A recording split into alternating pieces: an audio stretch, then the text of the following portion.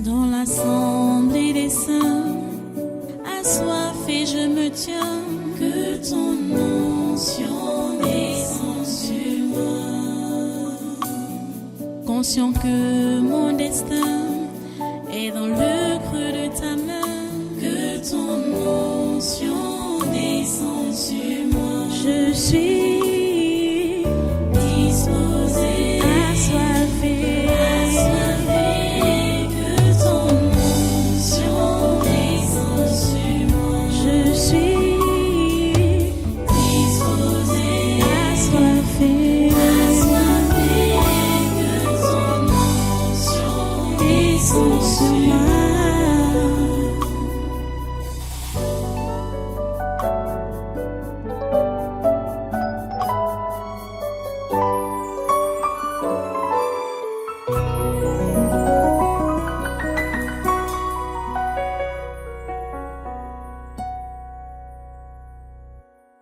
Alléluia. Voilà, maintenant, prenez vos Bibles, restez debout, prenez vos Bibles. Nous allons essayer de clôturer aujourd'hui en lisant encore notre texte. Donc, clôturer avec, en finir avec la franc-maçonnerie. Prenez 1 Jean toujours, 1 Jean chapitre 5. Verset 19, 1 Jean chapitre 5, verset 19, la Bible est écrit: nous savons que nous sommes de Dieu et que le monde entier est sous la puissance du malin. Nous savons aussi que le Fils de Dieu est venu et qu'il nous a donné l'intelligence pour connaître le véritable. Et nous sommes dans le véritable en son Fils Jésus-Christ. C'est lui qui est le Dieu véritable et la vie éternelle. Petits enfants, gardez-vous des idoles. Prions le Seigneur. Dieu trois fois saint, nous te remercions pour ta parole ce jour. Ta parole que tu as donnée pendant tous ces longs 2 mois. Oui. Seigneur, tu nous as nourris chaque jeudi, chaque dimanche et pendant les 2 séminaires de novembre et de décembre. Nous te remercions pour tout ce que tu as fait. Nous te remercions pour toutes les révélations. Nous te remercions pour toutes les délivrances. Nous te remercions, Seigneur, de tout cœur. Et notre prière est que ce que tu as fait en nous puisse demeurer permanent. Que ce que tu as fait dans ce pays et dans ce monde puisse demeurer permanent. Que la franc-maçonnerie soit défaite totalement dans nos vies, dans ce pays, dans nos administrations, dans ce monde, puis c'est elle qui a pris le contrôle de tout ce qui est sur cette terre. C'est elle qui a pris le contrôle. Merci Seigneur, parce que pour sauver les tiens qui sont encore dans le monde, pour un temps, tu arrêtes d'abord cette influence. L'influence du diable, l'influence de la franc-maçonnerie, parce que quand on parle de diable, c'est vague. L'influence de la franc-maçonnerie, c'est-à-dire tu l'enlèves sur ce monde pour sauver d'abord les tiens. S'il te plaît, Seigneur, fais-le. On l'a compris bien ici. C'est depuis fort longtemps que tu avais révélé ça à tes apôtres, que le monde entier était sous la puissance du malin. Mais on ne savait pas comment ce malin s'appelait. Aujourd'hui, on sait que c'est la franc-maçonnerie. Seigneur, s'il te plaît, délivre les tiens qui sont dans ce monde et qui sont encore sous cette influence, sous cette puissance. Oh Dieu, nous voyons comment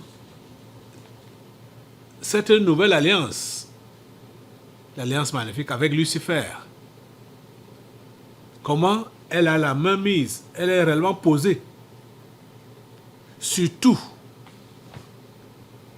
le globe terrestre et sur tout ce qui fonctionne ici, sur la terre. L'éducation, la religion, les changements climatiques, le transport, la géologie, les dogmes, les théories, l'économie, tout. C'est elle qui a la main mise sur ça. Nous prions, Seigneur, pour que tu puisses la dégager complètement aujourd'hui, afin que tes gens, ceux-là que tu as créés à ton image, ces humains dont ils possèdent également les cœurs, ils puissent te connaître. Parce que c'est chacun qui aspire à devenir quelqu'un, à être au-dessus, à avoir la suprématie, à occuper le premier plan. Seigneur, s'il te plaît, interviens. Interviens, Seigneur. Pour tes enfants, ceux-là qui t'ont déjà confessé comme leur Seigneur et Sauveur personnel, donne-leur de se repositionner et de comprendre que être leader, ce n'est pas tyranniser les autres. Être leader, c'est servir les autres. Donne-leur d'apprendre de toi et non des théories que la franc-maçonnerie a divulguées dans les écoles. S'il te plaît, Seigneur, aujourd'hui, je te prie vraiment d'achever ce travail que tu as commencé et de bien l'achever, s'il te plaît. C'est vrai que ce n'est pas à un homme de te demander de bien faire ton travail, mais toi-même, tu es Dieu et tu fais tout parfaitement. Fais donc comme tu es capable de faire, Seigneur. C'est au nom puissant de Jésus que je t'ai prié ce matin. Amen. Prenez place dans cette présence, assemblée, et soyez tous les bienvenus à ce congrès de destination de ce matin. Ce dimanche 31 décembre 2023. Et nous voulons conclure avec ce thème, ce sous-thème qu'on a pris depuis le mois de novembre, en finir avec la franc-maçonnerie. Vous voyez, la longue prière introductive n'a pas été vaine. C'est à la dimension de ce qui a été fait et de ce qui est attendu aujourd'hui. Ce qu'on attend de Dieu ce matin. Il est au rendez-vous. Il n'a jamais manqué de répondre. Il n'a jamais manqué de répondre. Et nous bénissons son nom pour cela. Le monde entier est sous la puissance du malin. Mais nous sommes de Dieu. C'est ça que je veux que tu comprennes. C'est pourquoi cet enseignement, je l'ai achevé en vous enseignant sur les secrets de la franc-maçonnerie. Et ce secret n'est rien d'autre que la révélation de ce que tu es devenu en Jésus-Christ en tant que chrétien. Les francs-maçons ou la franc-maçonnerie, ils ont cette révélation, ils savent qui tu es, mais ils ne peuvent pas t'apprécier selon ce que tu es. Ils vont plutôt parler contrairement. C'est-à-dire, ils vont dire le contraire de ce que tu es à tes oreilles pour te décourager et t'amener à abandonner l'engagement que tu as eu à prendre vis-à-vis de Jésus et vis-à-vis de Dieu. Mais je te dis la pure vérité que si tu as donné ta vie à Jésus, tu as abandonné le péché sous toutes les formes et directement ou même quelque temps après, les attaques ont commencé. Tu es attaqué soit dans ta chair par des maladies ou dans ton activité ou dans ta famille, en tout cas, tu es attaqué quelque part dans ce que tu fais ou dans ce que tu es, cela ne doit pas te décourager. Tu devrais comprendre que c'est ça qui est normal. C'est la raison pour laquelle vous devez lire la Bible. Vous avez compris de quelle manière la franc-maçonnerie a parlé de la Bible au travers de Jean, c'est François Ier. Pendant la prière, je vous ai montré cette vidéo, comment cet ange déchu parle, comment il insulte Dieu et comment il dénigre la Bible. Donc pour lui, c'est la Bible qui raconte des histoires. Donc, regarde, si vous ne connaissez pas la Bible, vous êtes à la merci de la franc-maçonnerie. Ces chrétiens qui se laissent frustrer parce que un franc-maçon ou un ange déchu leur a dit qu'on a lavé ton cerveau. Ces églises-là vous trompent. Hein, regarde ce que tu es devenu depuis que tu es entré dans ces églises-là. Tu ressembles à quoi? Tes égaux sont mariés. Tes égaux ont du travail. Tes égaux ont d'ailleurs construit des maisons. Tes égaux ont ceci, tes égaux ont cela. Ce sont les francs-maçons. Ça, c'est le langage de la franc-maçonnerie. Décourager le chrétien. Démoraliser le chrétien. Ce sont les humains, les hommes qui ont écrit la Bible. Hein? Comment vous pouvez croire un livre que les Occidentaux ont écrit? C'est ça que lui-même il a dit. Les Blancs, j'entends souvent certains dire, c'est les Blancs, c'est les hommes qui ont écrit la Bible, c'est les Blancs qui ont écrit ça. Et c'est ça que l'ange déchu de Rome a dit. Que ce sont les Blancs, ce sont eux qui nous ont apporté la Bible. Ah, bah voilà, écoute les histoires. Ce n'est pas eux, ce n'est pas les catholiques qui ont apporté la Bible. Si c'était eux qui avaient écrit la Bible, ils se seraient rassurés d'enlever tout ce qui les expose dans la Bible. Vous comprenez ça? Si c'est les catholiques qui avaient écrit la Bible, ils allaient enlever toutes les parties qui parlent de l'idolâtrie. Ils allaient enlever toutes les parties qui parlent de l'homosexualité, qui parlent contre l'homosexualité, contre le lesbianisme. En tout cas, ils allaient enlever tout ça. Parce que quand vous lisez la Bible, vous comprenez que ce que l'Église catholique pratique est contraire à ce que la Bible enseigne. Pourtant, ils ont montré la Bible comme étant le livre de Dieu. C'est aujourd'hui que la Bible n'est plus le livre de Dieu. C'est aujourd'hui que la confiance à Dieu est questionnable. On ne doit plus faire confiance à Dieu. Déjà, les catholiques n'ont jamais fait confiance à Dieu. Leur Dieu, c'est le diable en personne. Vous voyez? Donc, vous qui pensiez que l'Église catholique était là pour montrer le chemin de Dieu aux gens, vous êtes maintenant en train de comprendre que c'est une organisation satanique qui aide les gens à aller en enfer. Vous comprenez ça?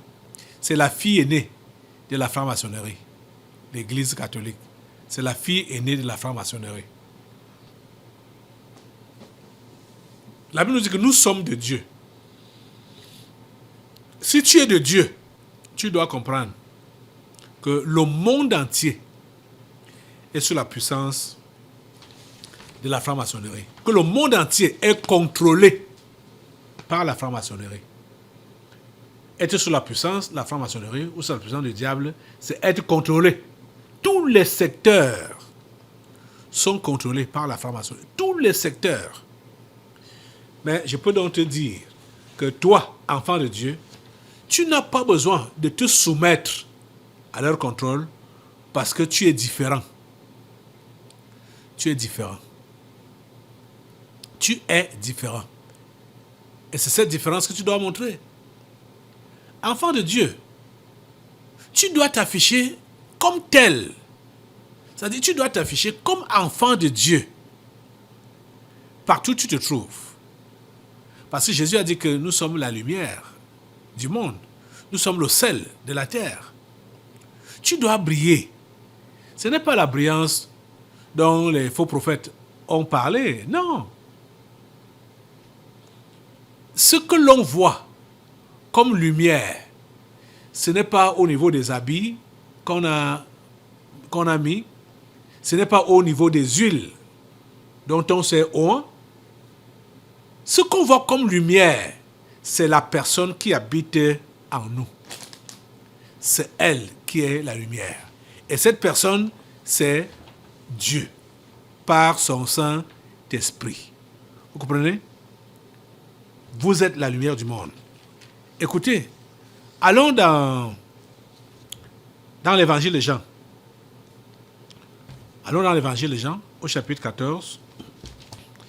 Je vais vous lire certains versets pour vous donner de l'assurance en Jésus-Christ, l'assurance dans la foi que vous avez eue en Jésus-Christ, vous devez être assuré. L'évangile de Jean au chapitre 14. Voici ce que Jésus-Christ a enseigné.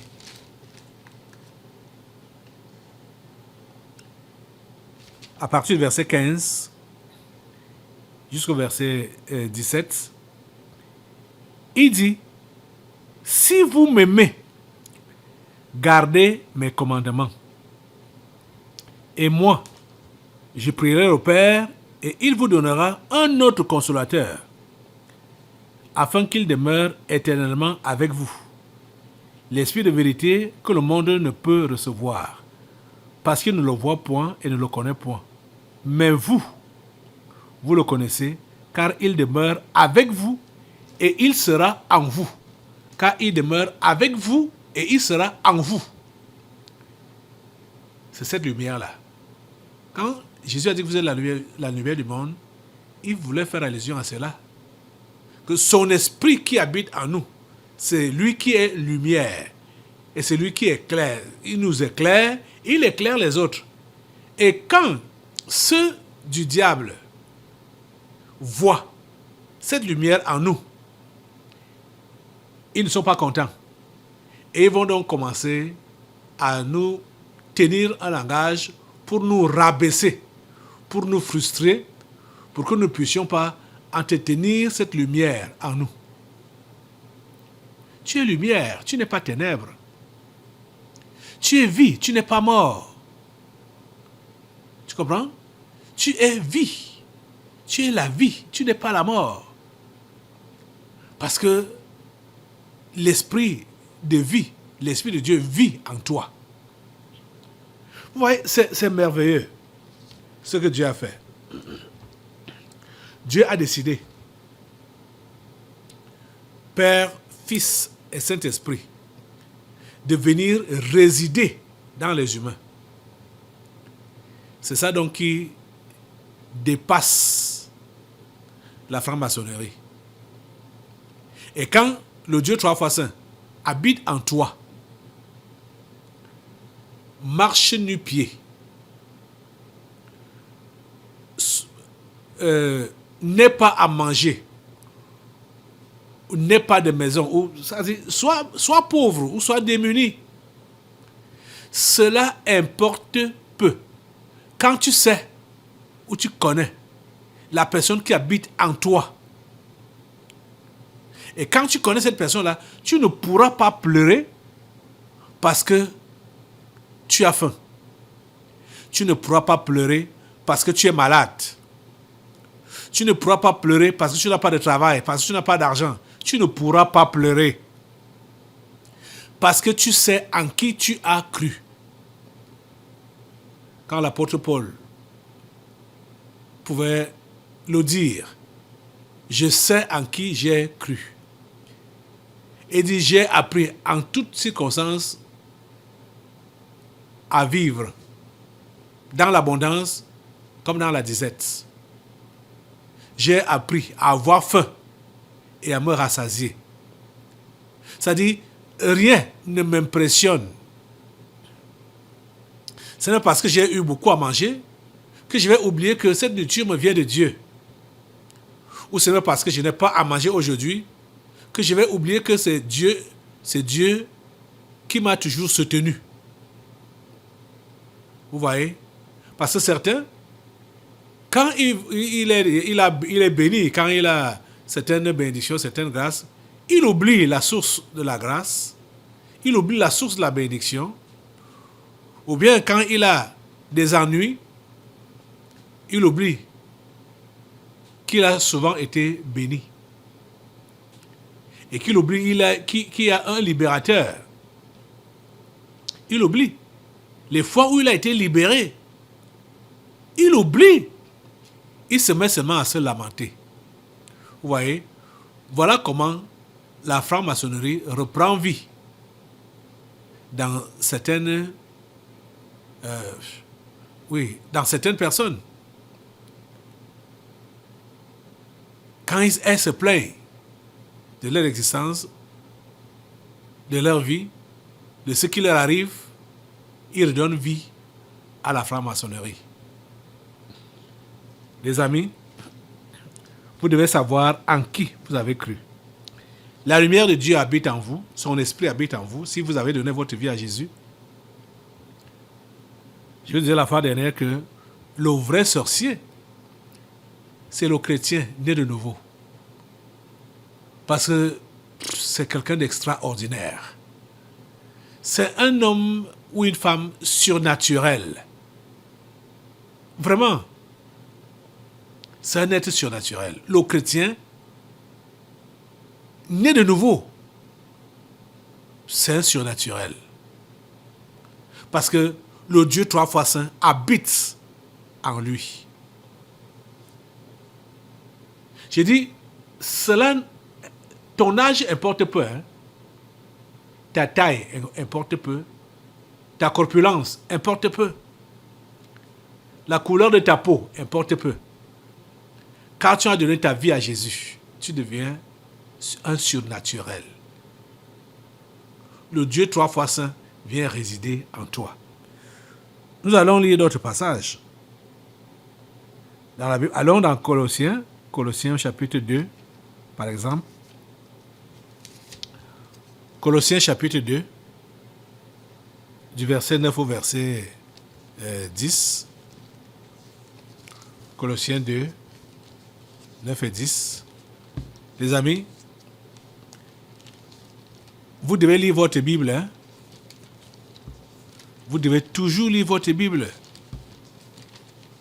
C'est parce que vous ne connaissez pas votre Bible que vous êtes facilement ébranlable.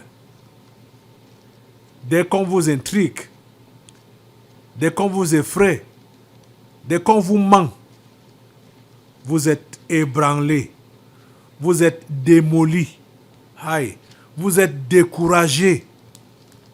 Aïe. Les amis, lisez votre Bible.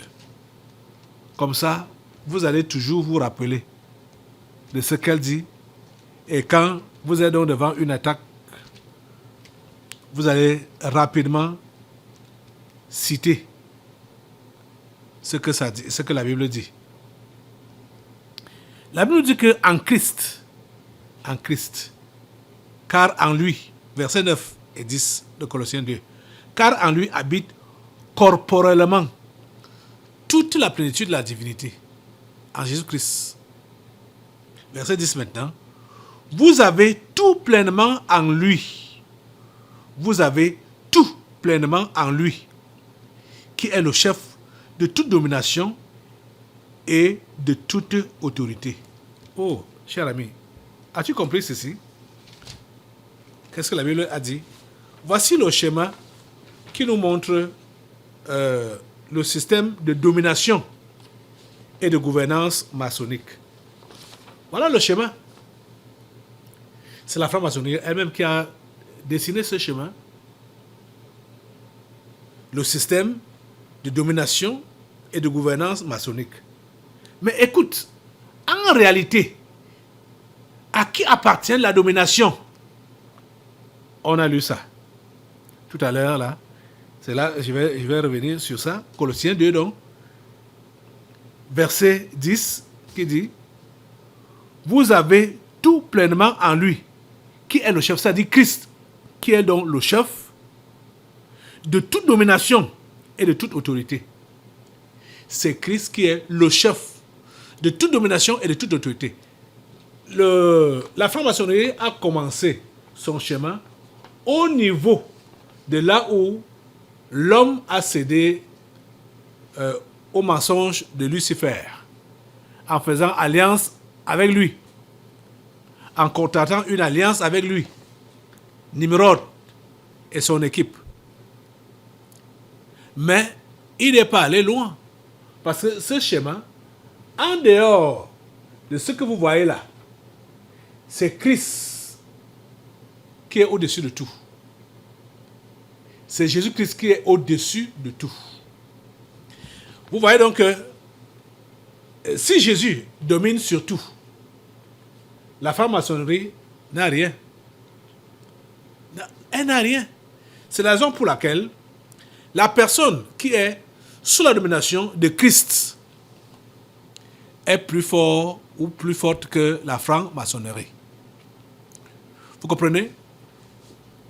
C'est pourquoi vous devez comprendre que la franc-maçonnerie ne doit pas continuer à vous influencer. Quand vous coupe les vivres, quand vous coupe l'argent, on ne vous paye pas. Quel que soit le traitement qu'on va vous imposer à cause de votre foi, acceptez. Restez fidèle à Dieu. Restez fidèle à sa parole. Et vous allez voir son miracle. Vous allez voir sa délivrance. Et par votre délivrance, d'autres captifs vont être libérés. Ne trahissez pas Dieu en étant poltron, en étant peureux et en abandonnant la foi parce que vous êtes éprouvé. Non, ne faites pas ça. Les épreuves sont normales. Les épreuves, non seulement ça nous fortifie, mais ça aide également à sauver les perdus. Donc ceux qui vont nous voir braver notre épreuve en ayant la louange de Dieu dans notre bouche, ils vont croire en notre Dieu. Et leur foi sera tellement solide que rien ne pourra les ébranler. Les gens qui se convertissent dans les épreuves, ou en voyant les épreuves, ou par l'exemple de ceux-là qui n'ont pas échoué dans leur épreuve, ces gens-là sont forts dans la foi jusqu'à la fin. Vous comprenez? Donc, ne cédez pas à cause des pressions que vous avez. Vous avez suivi la lecture. Vous avez tout pleinement en lui, c'est-à-dire en Jésus, qui est le chef de toute domination et de toute autorité. C'est Jésus-Christ qui est le chef de toute domination et de toute autorité. Même comme le système de domination et de gouvernance maçonnique nous montre que c'est elle qui a la main mise sur tout. Hein, l'éducation, les échanges, les dogmes, la santé, oui, la santé, l'économie, le commerce, le marketing. Donc, vous allez donc voir que quelqu'un commence son activité avec le don ou le talent que Dieu lui a donné. Quand il émerge, c'est là que la franc-maçonnerie vient lui faire la proposition que tu ne peux pas maintenir ta position si tu n'adhères pas. Que c'est elle qui t'a d'abord donné cette position-là pour te permettre de la maintenir. N'adhère pas. N'écoute pas ce chantage. C'est du mensonge. Parce qu'elle veut t'entraîner à faire des sacrifices humains inutilement. Tu es là parce que Dieu a voulu que tu sois là. Tu dois le comprendre. Tu es là parce que Dieu a voulu que tu sois là. Nous sommes ici sur la terre avec les anges déchus. Et les anges déchus ont... ils nous ont précédés dans beaucoup de situations. Ils ont pris les devants dans beaucoup de situations parce qu'il n'y avait pas de chrétiens éveillés. Ce n'est pas les histoires d'éveillés qu'on parle là-bas d'ailleurs. Hein. Écoutez les amis, allons dans le psaume 75. Psaume 75. À partir du verset 5. Vous êtes là, Psaume 75, verset 5. Jusqu'au verset 7. Verset 7. Je vais lire. Je dis à ceux qui se glorifient, ne vous glorifiez pas. Ça là, je vais parler aux membres du gouvernement camerounais et à tous les autres. Bon, tous les autres, c'est-à-dire ceux qui se glorifient sur cette terre. Je dis à ceux qui se glorifient, ne vous glorifiez pas. Et aux méchants, ne levez pas la tête. Vous comprenez? Ne vous glorifiez pas, vous qui vous glorifiez, et les méchants, ne levez pas la tête. Verset 6. Ne levez pas si haut votre tête. Ne parlez pas avec tant d'arrogance. Ne levez pas si haut votre tête. Ne parlez pas avec tant d'arrogance. Verset 7. Car ce n'est ni de l'Orient, ni de l'Occident, ni du désert que vient l'élévation. Mais Dieu est celui qui juge. Il abaisse l'un et il élève l'autre. C'est jusqu'au verset 8. Vous comprenez? L'élévation, ça ne vient ni de l'Orient, ni de l'Occident, ni du désert. Ça vient de Dieu. Mais Dieu est celui qui juge. Il abaisse l'un et il élève l'autre. Vous comprenez? Il y a dans la main de l'Éternel une coupe où fermente un vin plein de mélange, et il en verse. Tous les méchants de la terre sucent, boivent jusqu'à la lie. Ne levez pas la tête, ne vous glorifiez pas. Dieu est celui qui élève, il est celui qui abaisse. Ceux qui sont en train de taper la main fortement sur leur poitrine maintenant là, qui sont arrivés parce qu'ils ont fait des sacrifices humains, vous avez déclaré votre chute parce que vous allez être renversé, vous allez être abaissé. Vous comprenez? Vous allez être abaissé. Il faut que les enfants de Dieu comprennent qu'ils n'ont pas besoin de se plaindre par rapport à leur situation. Ils doivent continuer à faire confiance à Dieu et Dieu saura les positionner. Nous sommes à une période où il faut que les humains que Dieu a créés à son image se convertissent, deviennent les enfants de Dieu, en voyant la main puissante de Dieu agir sur cette terre. Avant l'époque de la grande tribulation, la puissance de Dieu doit être connue et reconnue sur toute la terre, parce que Dieu a dit que son esprit va remplir toute la terre comme l'eau qui couvre le fond des mers. Il y a un temps pour le réveil, il y a un temps pour la révélation de Dieu sur cette terre. Et nous sommes dans ça là, c'est depuis 2020 que le temps là a sonné.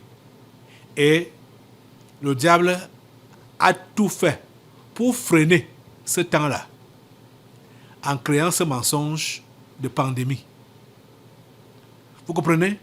Donc, pour ralentir, empêcher l'avancement du royaume de Dieu. Mais le Seigneur va accomplir ce qu'il a prévu. Il va l'accomplir. Rien ne va l'empêcher. Prenons un autre passage. Allons dans Galates. Galates au chapitre 2, verset 20. Galates chapitre 2, verset 20. Oh mon Dieu. Lisez votre Bible. Reprenez votre lecture de la Bible pour voir tous ces passages qui vous renseignent sur votre nature, sur votre nouvelle identité, sur le pouvoir que vous avez en Jésus-Christ. Écoutez comment Paul parle. Galates chapitre 2, verset 20. Il dit, j'ai été crucifié avec Christ. J'ai été crucifié avec Christ. Le chrétien doit toujours le comprendre. Qu'il a été crucifié. Ça veut dire qu'il est mort avec Christ. Quand Christ a été crucifié, il n'est pas resté vivant, il est mort.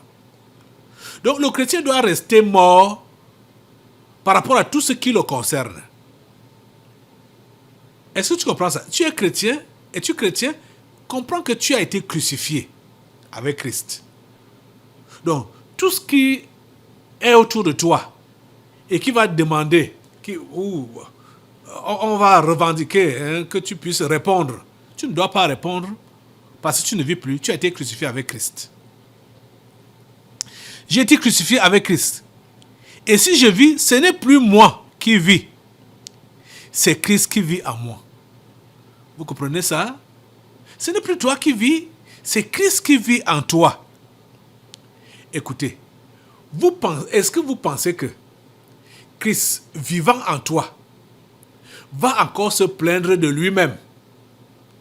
Parce que il y a soi-disant chrétiens qui se plaignent de Jésus, qui se plaignent de Dieu. Dieu, tu m'abandonnes. Dieu, tu ne me regardes pas. Dieu, tu ne m'exauces pas. Dieu, tu as tué mon père. Dieu, tu as tué ma mère. Dieu, tu m'as enlevé du travail. Dieu, tu as tué mes enfants. Ils accusent Dieu. Ils se plaignent de Dieu. Si c'est Christ qui vit en toi, est-ce que Christ va se plaindre de lui-même? Est-ce que Christ va s'accuser lui-même? Mais qu'est-ce que toi tu fais encore? Je dis, qu'est-ce que toi tu fais alors de Christ? Qu'est-ce que tu fais de Christ? Tu l'accuses. Donc ce n'est pas lui qui vit en toi.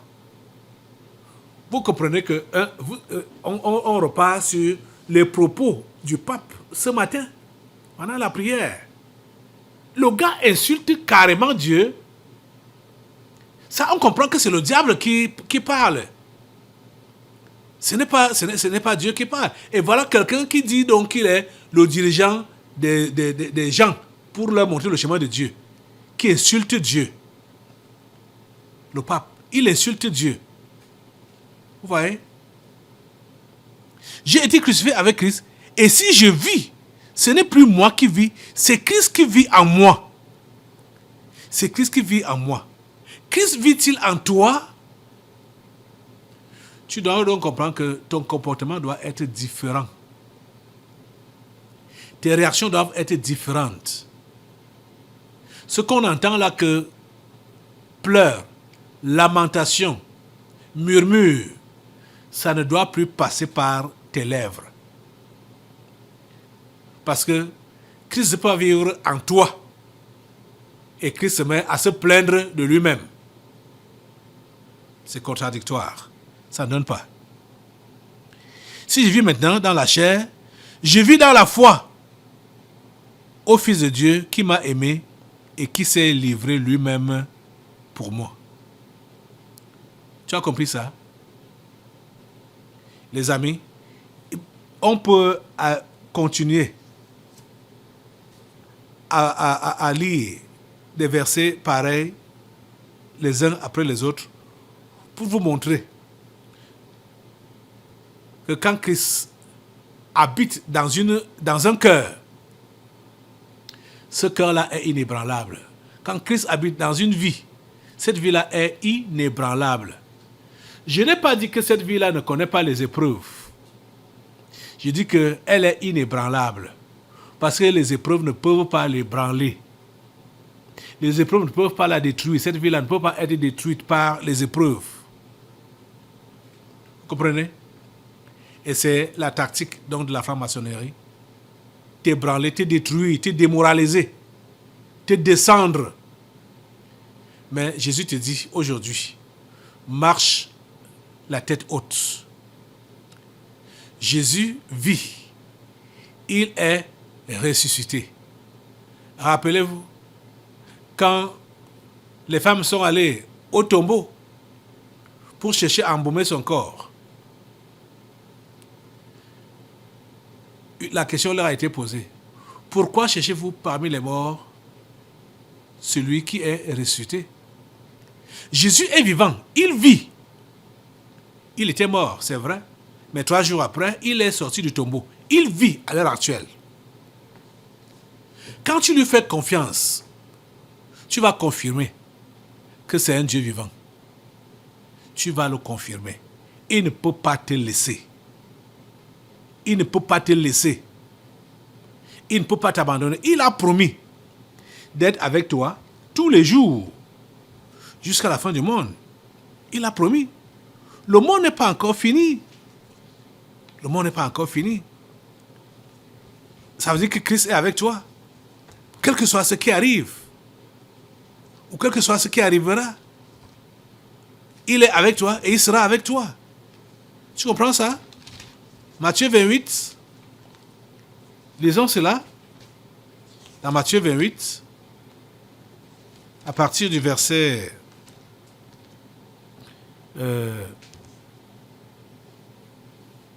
à partir du verset 18, Matthieu 28, à partir du verset 18, Jésus, c'était après sa résurrection, avant de monter au ciel, Jésus s'étant approché, leur parla ainsi.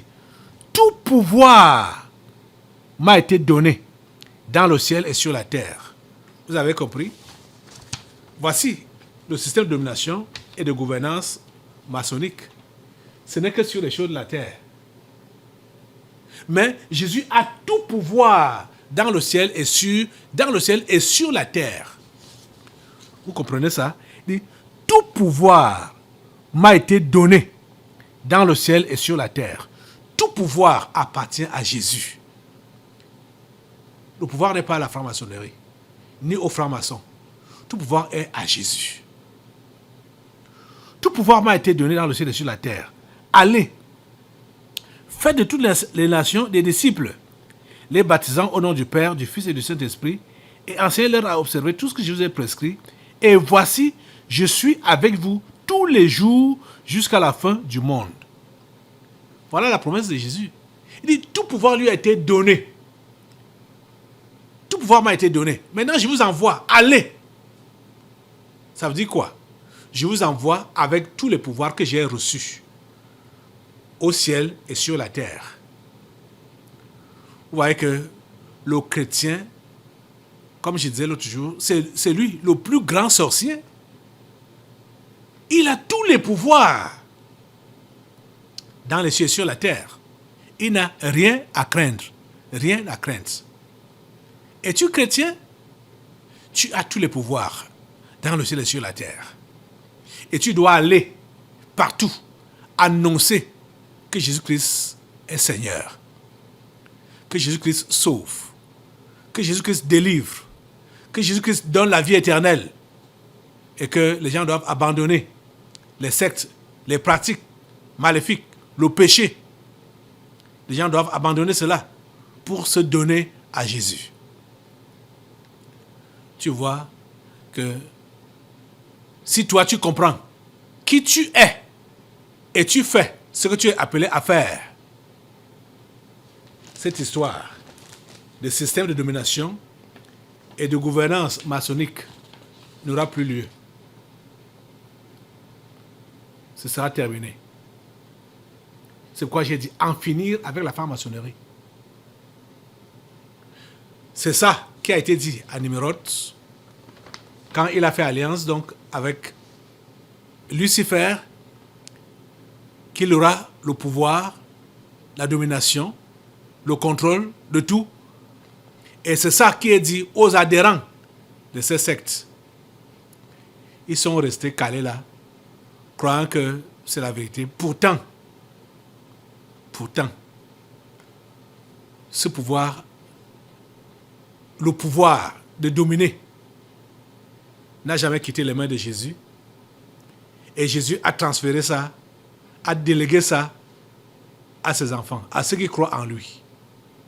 Toi qui crois en lui, tu as cette délégation de pouvoir. Tu as compris? Donc pas besoin que tu adhères à une secte, à une loge quelconque. Le nom de Jésus-Christ seul te suffit pour que tout se mette à genoux devant toi. Tu as compris ça? Lève-toi ce matin et bénis Dieu, si tu es son enfant, pour le pouvoir qu'il t'a donné. Et n'oublie jamais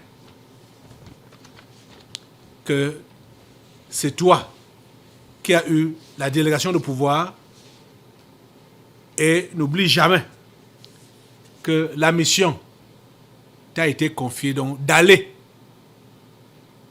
et de faire les nations des disciples de Jésus-Christ, leur faire dire aux humains qui doivent se convertir à Christ et devenir ses disciples. Ses esclaves, ce que le pape ne veut pas entendre. C'est ça que les humains doivent devenir, les esclaves de Dieu, les esclaves de Jésus-Christ. Lève-toi et remercie le Seigneur parce que tu es son esclave et tu as ses pouvoirs, tu as sa puissance, tu as sa domination, tu as son autorité. Merci Seigneur, parce que ta parole est vraie. Merci parce que tu permets à tes enfants que voici de renouveler leur confiance en toi et de faire leur mission. Au nom puissant de Jésus, j'ai prié. Amen. Assois-toi. Nous allons passer maintenant aux délivrances prophétiques. Mais aujourd'hui, ce sera un peu spécial parce que nous allons d'abord procéder à une pause à cause de la traversée. On va passer aux délivrances prophétiques après donc cette longue pause qu'on va observer, parce que vous savez que si nous entamons les délivrances prophétiques maintenant là, on ne sait pas jusqu'à quelle heure ça va nous conduire, donc on risque d'allonger jusqu'à demain. Donc on va d'abord donc prendre une pause et revenir à 20h pour donc continuer avec les délivrances prophétiques et entamer la traversée. C'est l'innovation pour cette année. Donc à tout à l'heure. Dans l'assemblée des saints, assoiffé je me tiens, que ton onction descende sur moi. Conscient que mon destin